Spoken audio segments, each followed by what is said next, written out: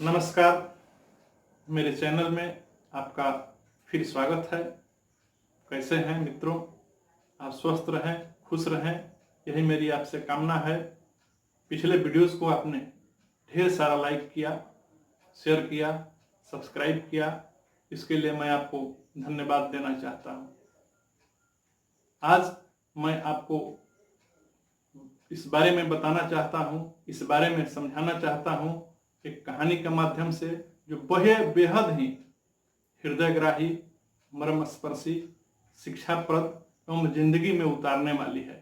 बस जरूरत इस बात की है कि आप कहानी को, इस वीडियो को शुरू से अंत तक बने रहें, और आशा है कि आपको यह बहुत पसंद आएगी।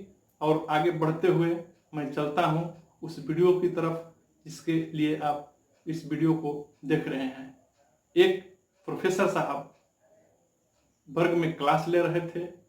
वे बार बार इस बात को अध्ययन कर रहे थे कि वर्ग के सारे छात्र जो हमारे लेक्चर को सुन रहे हैं, वे सवाल भी कर रहे हैं, प्रश्न का उत्तर भी दे रहे हैं, और जो प्रश्न उन्हें समझ में नहीं आ रहे हैं उन प्रश्नों के बारे में खड़े होकर सवाल करके पूछकर, एक बार में अगर समझ में नहीं आता है तो दोबारा तिबारा पूछते थे।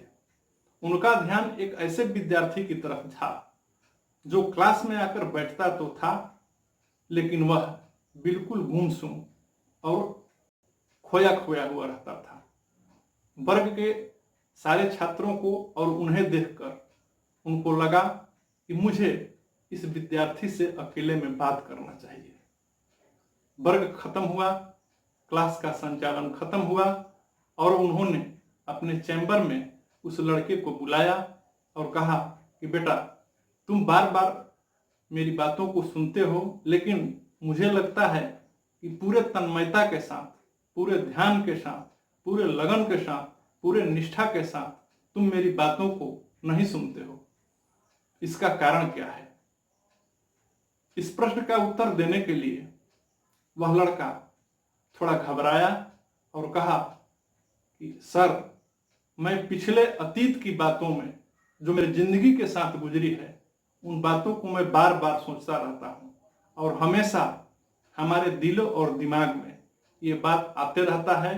पिछले जो घटनाएं, जो मेरे बुरे समय मेरे जिंदगी में गुजरे हैं, उन समय के बारे में मैं बहुत ज़्यादा सोचता रहता हूँ, और पूरे लगन निष्ठा के साथ वर्ग संचालन को नहीं सुनना और प्रश्न न करना का मुख्य कारण मेरे पास यही है।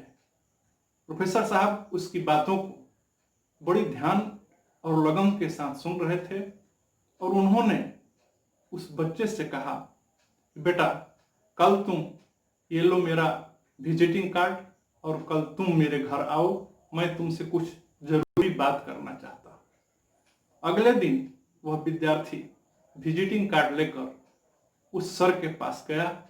उन्होंने अपने कमरे में उसे बैठाया और किचन में घुसकर अपने हाथों से उन्होंने शिकंजी बनाई।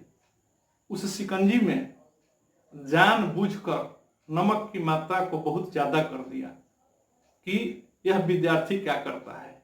नमक की मात्रा इतनी ज्यादा हो गई कि जब उन्होंने उस विद्यार्थी को गिलास दिया और जैसे ही वह घूंट लगाया, वह दूसरे तरह का मुंह बना लिया, और नमकीन होने का एहसास उसके चेहरे से झलकने लगी। तब प्रोफेसर साहब ने कहा कि क्या बात है बेटा, सच सच मुझे बताओ। विद्यार्थी ने कहा कि सर, इसमें नमक थोड़ा सा नहीं, बहुत ज्यादा हो गया है। इस बात को वे सुने और थोड़ा सा मुस्कुराए, और किचन से जाकर उन्होंने चीनी लाया और उस शिकंजी में चीनी को मिलाया। इतना चीनी मिला दिया कि नमक का स्वाद उसमें से खत्म हो गया और चीनी का स्वाद आने लगा। तब वह लड़का उसको पी लिया।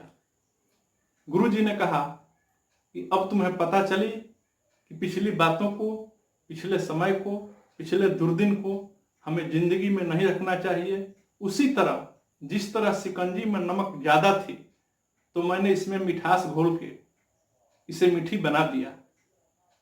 तो जिंदगी में पिछली बातों को भूलकर और जिंदगी को आगे बढ़ाने के लिए, खुशनुमा बनाने के लिए, जिंदगी में सफल होने के लिए पिछली बीती हुई बातों पर ध्यान न देकर हमें उसमें आगे बढ़ने के लिए प्रेरित होना चाहिए। उसी तरह जिस तरह शिकंजी के नमक में चीनी मिलाकर उसको मिठास पैदा कर दी गई, उसी तरह से हमें भी पिछली बातों को भूलकर आगे बढ़ने के लिए हर एक लम्हा, हर एक समय के साथ चलना चाहिए और आगे बढ़ने के लिए जो भी उपाय, जो भी समय, जो भी धैर्य हमें देना पड़े उसे देना चाहिए। आशा है इसे कहानी को आप पसंद किए होंगे, तो आप इसे धैर्य के साथ सब्सक्राइब कीजिए, बेल आइकन को दबाइए ताकि आने वाले अगले वीडियोस आपके पास तक पहुंच सके। आप स्वस्थ रहें, खुश रहें। इन्हीं शुभकामनाओं के साथ जय हिंद, जय भारत।